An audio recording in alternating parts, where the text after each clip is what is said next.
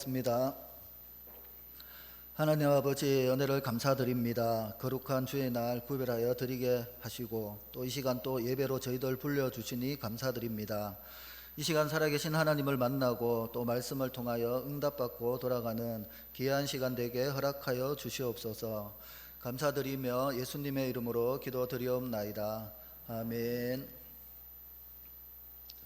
오늘 본문을 보면 최초의 인간의 범죄로 세상에 죄가 유입하게 되었고 이후 인류의 역사를 죄로 점철된 타락한 역사를 만들었습니다. 본문은 인류 최초의 살인사건의 배경이 되는 아담의 두 아들 가인과 아벨의 제사와 그 결과에 대한 기록으로 인간의 범죄로 말미암아 세상에 유입된 죄의 심각한 파괴성을 보여주고 있습니다. 즉 본문은 아담의 두 아들 가인과 아벨이 각각 땅의 소산과 양의 새끼로 하나님께 제사를 드린 사실과 또 하나님께서 아벨과 그의 제물은 받으신 반면 가인과 그의 제물은 받지 않으신 사실 및 그에 대한 가인의 악한 반응에 대해서 기록하고 있습니다. 이러한 본문을 통해서 우리에게 주시는 말씀이 무엇인지 살펴보도록 하겠습니다. 첫 번째는 하나님은 신령과 진정으로 드리는 예배를 받으십니다. 1절에서 5절을 보면 아담이 그 아내 하와와 동침하매 하와가 잉태하여 가인을 낳고 얼마 후 가인의 아우 아벨을 낳았다고 말씀하며 그들의 직업에 대한 소개를 하고 각자의 직업에 따라 가인과 아벨이 각각 땅의 소산과 양의 새끼로 제물을 삼아 하나님께 제사를 드렸습니다. 그런데 하나님께서는 아벨의 제사를 받으신 반면 가인의 제사는 받지 않으셨습니다. 그렇다면 하나님은 왜 아벨의 제사는 받으시고 가인의 제사는 받지 않으셨을까요? 그것은 아벨은 마음과 정성을 다해 제사를 드린 반면 가인은 그저 형식적으로 제사를 드린 까닭이었습니다. 우리는 이를 두 가지 사실로 알 수 있습니다.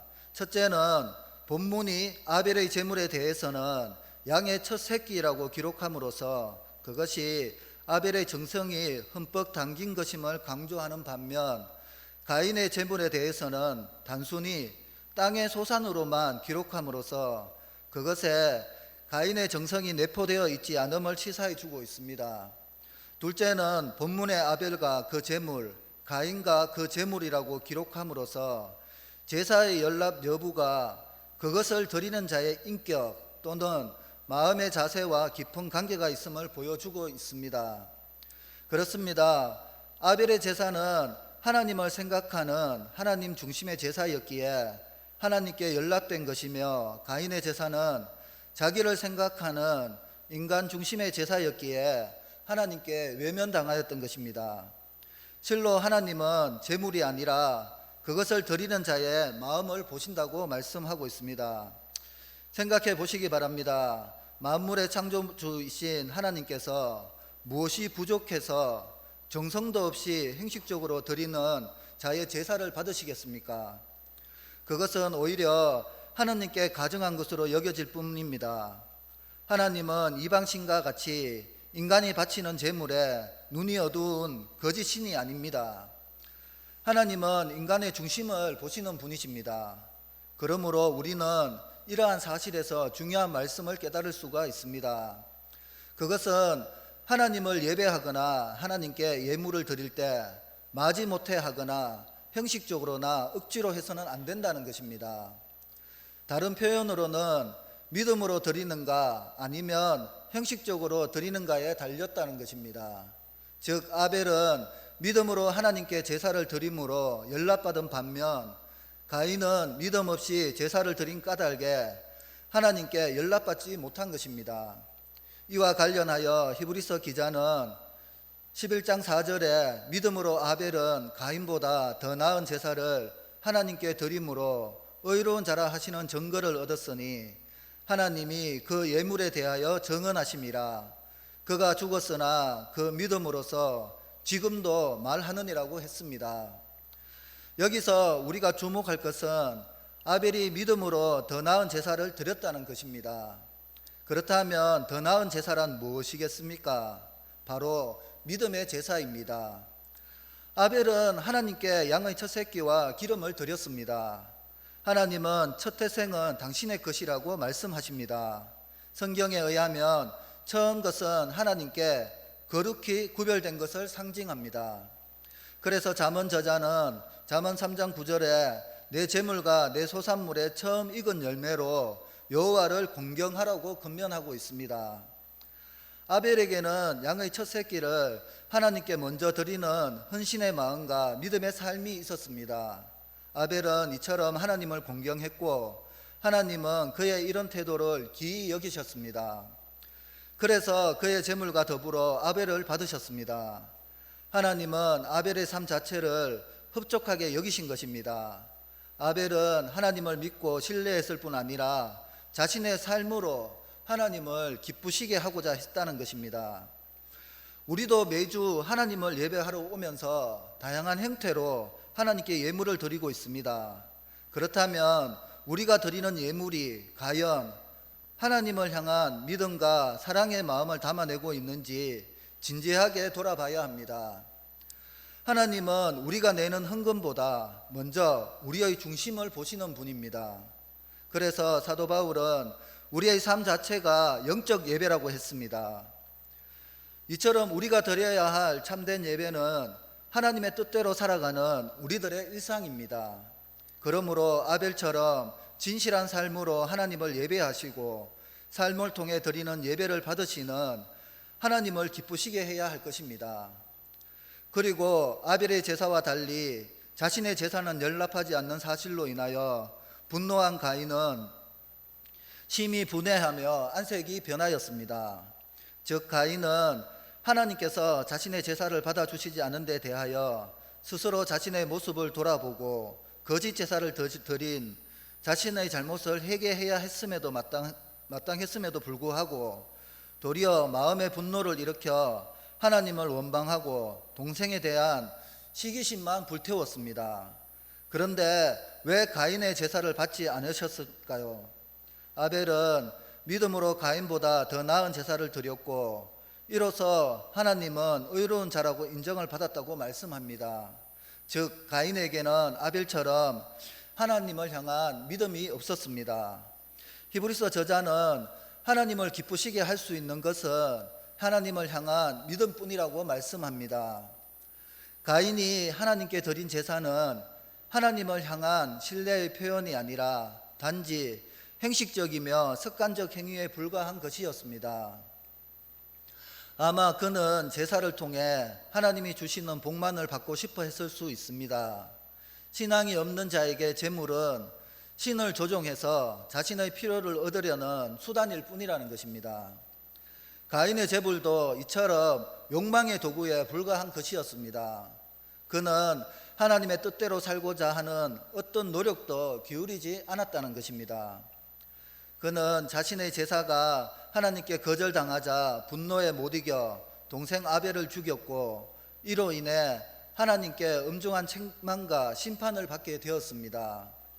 만약 우리가 주일마다 교회에서 거룩한 신자로 행세하다가 막상 가정과 일터에서는 우리의 혈기와 고집대로 살아간다면 우리가 바로 가인이라는 것입니다.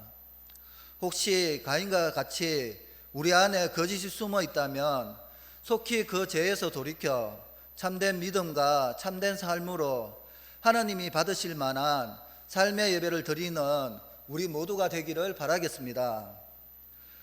두 번째는 우리는 우리를 지켜보시는 하나님을 속일 수 없다고 말씀하고 있습니다. 8절에서 9절에 보면 가인은 동생 아벨과 함께 들에 있을 때에 아벨을 쳐 죽입니다. 그래서 하나님은 가인을 향해 아벨의 행방을 물으십니다. 이것은 하나님이 아벨의 행방을 몰라서 물으신 것이 아니었습니다. 하나님은 이러한 질문을 통해 가인이 회개하고 돌이키기를 원하셨다는 것입니다. 그러나 이에 대한 가인의 대답은 참으로 뻔뻔스럽고 파렴치한 것이었습니다. 9절의 말씀입니다. 내가 알지 못하나이다. 내가 내 아우를 지키는 자니이까 라며 자기는 아우를 지키는 자가 아니라고 항변합니다. 하나님은 그런 가인에게 두 가지 행벌을 내리십니다. 이것은 저주를 받은 땅이 가인이 흘린 아벨의 피로 가인에게 저주를 돌려주는 방식입니다. 첫 번째로 땅은 농사꾼인 가인이 아무리 땀을 흘려 수고할지라도 그 효력을 그에게 돌려주지 않는다는 것입니다. 둘째로 한 곳에 정착해서 살아야 하는 농사꾼 가인이 땅을 끝없이 유리하는 떠돌이 생활을 해야 합니다. 왜 이런 행벌이 왔습니까? 아마도 가인이 아벨을 살아 할 때에는 근처 들에는 아무도 없었던 것 같습니다. 그래서 그는 완전한 범죄였다고 생각했던 것 같습니다. 하지만 하나님은 가인의 행위를 처음부터 지켜보고 계셨습니다. 10절을 보면 내가 무엇을 하였느냐고 물으십니다. 여러분, 이 말이 무엇을 의미합니까? 하나님께서 가인의 행위를 이미 다 알고 계심을 의미하고 있다는 것입니다. 하나님은 가인의 일거수일투족을 다 지켜보고 계셨습니다.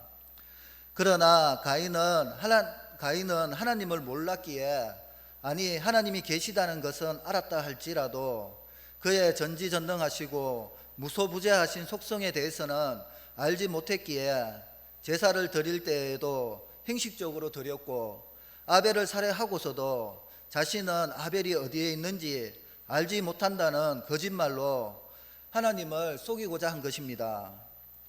이것은 마치 손바닥으로 하늘을 가리고 하늘이 없다고 하는 것과 다름이 없는 지극히 어리석은 행위라고 하겠습니다.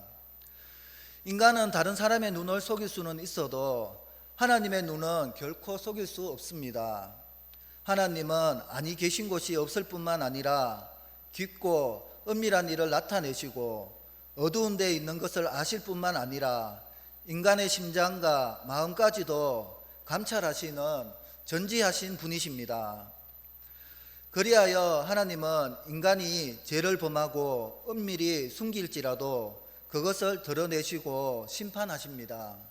그래서 욥기 20장 27절은 하늘이 그의 죄악을 드러낼 것이라고 했고, 전도서 12장 14절은 하나님은 모든 행위와 모든 은밀한 일을 선악간에 심판하시리라고 했습니다. 물론 세상에는 죄를 범했으나 그것이 드러나지 않고 심판도 받지 않는 사람들이 있습니다. 그러나 세상에서 그들의 죄가 드러나지 않는 것은 하나님께서 그들의 죄를 알지 못하기 때문이 아니라 그들에 대한 심판을 마지막 때로 유보하신 까닭입니다. 따라서 장차 하나님의 심판대 앞에서는 모든 죄악이 만천하에 드러나고 그 죄악대로 하나님께서 대갚아 주실 것입니다. 참으로 하나님의 심판대 앞에서는 감추인 것이 드러나지 않을 것이 없고 숨은 것이 알려지지 않을 것이 없습니다. 그런즉 우리는 죄를 범했을 때 그것을 감추고 하나님을 속이려 해서는 안 된다고 말씀합니다. 우리는 하나님께서 우리의 모든 것을 지켜보시고 계심을 깨닫고 하나님 앞에 자신의 잘못을 낱낱이 고백하고 진심으로 믿음으로 회개해야 합니다. 범죄한 인간은 자신의 죄를 철저히 고백하고 용서를 구하는 통회함을 통해서만 하나님의 사랑을 힘입을 수 있는 것입니다. 예레미야서 23장 24절에 여호와의 말씀이니라 사람이 내게 보이지 아니하려고 누가 자신을 은밀한 곳에 숨길 수 있겠느냐. 여호와가 말하노라 나는 천지에 충만하지 아니하냐라고 말씀하시면서 자신은 어디든 안 계신 곳이 없고 천지에 하늘과 땅에 충만하다고 말씀하고 있습니다.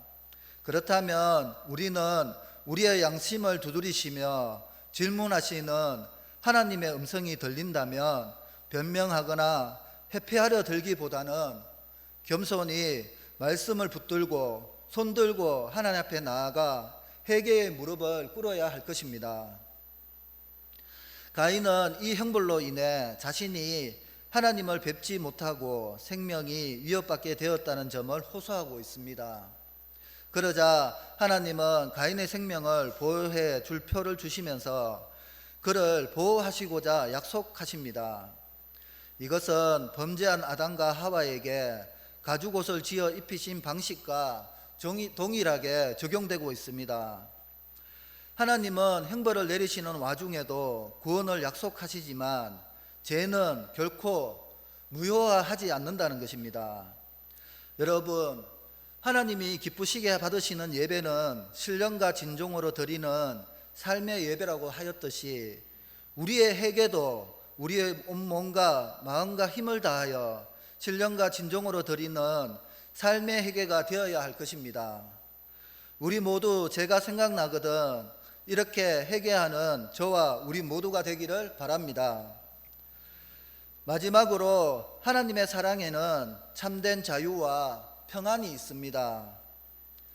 14절을 보면 주께서 오늘 이 지면에서 나를 쫓아내시온즉 내가 주의 낯을 배웁지 못하리니 내가 땅에서 피하며 유리하는 자가 될지라 무릇 나를 만나는 자마다 나를 죽이겠나이다 라는 가인의 호소를 들으시고 그에게 표를 주심으로 죽음을 면케한 사실을 볼 수 있습니다. 이것은 죄인을 향한 하나님의 사랑이 얼마나 크고 놀라운가를 우리에게 잘 보여주고 있습니다. 사실 가인은 하나님으로부터 그러한 은혜와 사랑을 입을 자격이 없었습니다. 그는 자신의 뜻과 방법대로 제사를 드렸고 그것이 하나님께 합당치 않다는 것을 알면서도 회개하지 않았습니다. 그리고 그는 계속해서 자기의 뜻과 방법대로 살기를 고집했습니다. 그리하여 마침내는 인류 최초의 행제 살해라는 엄청난 죄악까지 범하였고 그에 대한 하나님의 저주를 원망하였습니다. 한마디로 가인은 구제불능의 존재였다는 것입니다. 그러나 하나님께서 가인에게 어떻게 하셨는지 보여주고 있습니다. 하나님은 그를 즉각적으로 멸망시키지 않으셨습니다. 하나님은 그에게 계속해서 사랑을 베푸셨습니다. 하나님은 가인이 살인죄를 범한 이후에도 그에게 찾아가셨고 그를 저주하는 가운데서도 그에게 보복이 가해지지 않을 것임을 약속하셨으며 그것을 확정하는 표까지 주셨다는 것입니다. 이처럼 하나님은 극악한 죄인에게까지라도 오래 참으시며 끝까지 은혜를 베푸시는 사랑이 충만하신 하나님이시라는 것입니다. 실로 하나님의 사랑하시면은 끝이 없습니다. 그리고 이처럼 하나님의 무한한 사랑의 성품은 제약된 인간들로 하여금 소망을 갖게 합니다. 그것은 하나님의 사랑의 성품은 상하고 통회하는 마음으로 하나님께 나아가는 자들을 멸시치 않으시고 그 죄를 용서하시며 멸망의 행벌에서 구원해 주시기 때문입니다. 그러나 우리가 여기서 한 가지 간과해서는 안 될 일이 있습니다. 그것은 하나님의 오래 참으시고 사랑하심을 악용하여 회개치 아니하고 계속해서 죄 가운데 거하며 악을 행해서는 안 된다는 것입니다. 왜냐하면 하나님의 사랑을 악용하여 계속해서 죄를 범하는 것은 하나님의 사랑을 멸시하는 행위로서 하나님의 심판의 날에 임할 진노를 그 머리 위에 쌓는 것과 같기 때문입니다. 그러므로 우리는 하나님께서 오래 참으심으로 우리에게 자비를 베푸실 때 모든 제약된 행실을 끊고 하나님께 회개하기를 속히 해야 할 것입니다. 그리할 때 하나님은 우리의 심령 속에 하나님께서 주시는 참된 자유와 평안이 충만하게 거하게 될 것입니다. 그것은 가인이 내가 주의 낯을 배웁지 못하리니 라고 말함으로써 그가 그의 살던 곳에서 추방됨으로써 하나님과 더 이상 교제할 수 없게 된 사실을 두려워했음을 알 수 있습니다. 그러나 가인의 이러한 태도는 자기 뜻에 따라 자기 중심적으로 살아왔을 뿐만 아니라 자신의 죄악을 지적하는 하나님에 대해 내심 불만을 가지고 있던 그의 모습에 비추어 볼 때 잘 이해가 가지 않을 수도 있습니다. 사실 이전까지의 그의 태도에 비추어 보면 그가 하나님의 낯을 볼 수 없게 된 사실을 그는 기뻐해야 마땅했습니다. 왜냐하면 하나님은 자기 중심적으로 살아가는 가인에게 있어서 귀찮은 존재였기 때문입니다. 그럼에도 불구하고 가인이 하나님으로부터 멀리 떨어지는 것을 두려워한 이유는 무엇일까요? 그것은 그가 비록 살인이라는 끔찍한 죄를 저지르고 자기 중심적으로 살아왔지만 본능적으로 하나님에게서 떠나는 것이 그에게 참 자유와 행복을 보장해 주지 못함을 알았기 때문이라고 말씀합니다. 즉 가인은 인간의 생명의 원천인 하나님을 떠나서는 참 생명을 누릴 수도 없을 뿐 아니라 더 이상 하나님의 보호와 사랑과 관심의 대상도 되지 못한 채 영영 버림을 받게 될 것을 알고 그와 같이 하나님의 낯을 보지 못하는 것을 두려워한 것입니다. 여기서 보듯이 인간은 하나님을 떠나서는 누구도 참 자유와 평안을 누리지 못합니다. 인본주의자들은 흔히 하나님을 믿는 것을 하나님께 억압되고 인간의 참 자유를 상실하는 것으로 생각합니다. 그래서 인간이 참 자유를 누리기 위해서는 하나님에게서 떠나야 한다고 주장하고 있습니다. 그러나 여러분, 과연 그렇습니까? 하나님 밖에 참 자유와 평안이 있습니까? 절대 그렇지 않습니다. 물고기는 물 안에 있을 때에 생명을 유지할 수 있으며 자유와 평안을 누릴 수 있습니다. 물을 떠난 물고기는 생명도 자유도 평안도 다 잃습니다. 인간을 물고기에 비유했을 때 하나님은 인간에게 있어서 마치 물과 같은 존재입니다. 즉 인간은 그 생명의 근원이신 하나님의 보호와 은총 그리고 사랑 안에서만 참 자유와 평안을 누릴 수 있는 것입니다. 하나님을 떠난 자들은 자신들 나름대로 자유롭다고 여길지 모르지만 그들은 하나님을 떠나는 그 순간부터 멸망의 주인인 사단의 노예가 되어 죄악 가운데 신음하게 되며 하나님의 심판에 대한 두려움과 공포에 젖어서 살게 되는 것입니다. 이에 우리는 항상 하나님의 사랑 안에 머물러 있으면서 그분의 말씀에 순종하기를 힘써야 할 것입니다. 요한복음 14장 27절에 평안을 너희에게 끼치노니 곧 나의 평안을 너희에게 주노라. 내가 너희에게 주는 것은 세상이 주는 것과 같지 아니하리라. 너희는 마음에 근심하지도 말고 두려워하지도 말라. 이 말씀처럼 하나님의 사랑 안에 거하는 자는 하나님 주시는 참된 자유와 평안이 충만할 것입니다. 우리 모두 이 땅에서의 삶을 살아갈 때 하나님 안에 거하며 하나님의 사랑으로 충만하게 하시고 하나님이 주시는 참된 자유와 평안이 풍성하기를 바라겠습니다. 말씀을 정리하겠습니다. 가인과 아벨은 똑같이 하나님께 제사를 드렸지만 아벨의 제사는 받으신 반면 가인의 제사는 외면당했습니다. 오늘날에도 많은 성도들이 똑같이 하나님께 예배를 드리고 예물을 드립니다.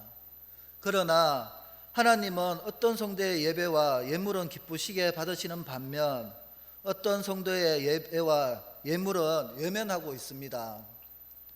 그것은 한 예배는 하나님을 위한 하나님 중심의 참된 예배이나 한 예배는 인간을 위한 인간 중심의 예배이기 때문입니다. 그렇다면 우리는 지금 하나님께 어떤 예배를 드리고 있습니까? 하나님의 중심의 예배입니까? 아니면 자기 중심의 예배입니까? 우리 모두는 하나님이 기뻐하시는 참된 예배를 드려야 하겠습니다. 그리할 때 우리는 하나님의 사랑 안에 거하게 되고 하나님이 주시는 참된 자유와 참된 평안을 풍성하게 받아 누리는 우리가 될 것입니다. 이 풍성한 은혜 가운데 우리의 삶이 풍성한 열매를 맺는 우리 모두가 되시기를 주의 이름으로 간절히 바라겠습니다. 기도하겠습니다. 하나님 아버지의 은혜를 감사드립니다. 주의 날 온전히 예배로 지키게 하심에 감사드립니다. 오늘 말씀대로 우리가 드리는 예배가 우리의 삶의 예배가 되게 도와주시옵고, 삶의 예배를 통해 하나님의 사랑 가운데 충만하게 하셔서 우리의 삶 가운데 참된 자유와 참된 평안이 풍성한 삶을 살게 도와주시옵소서.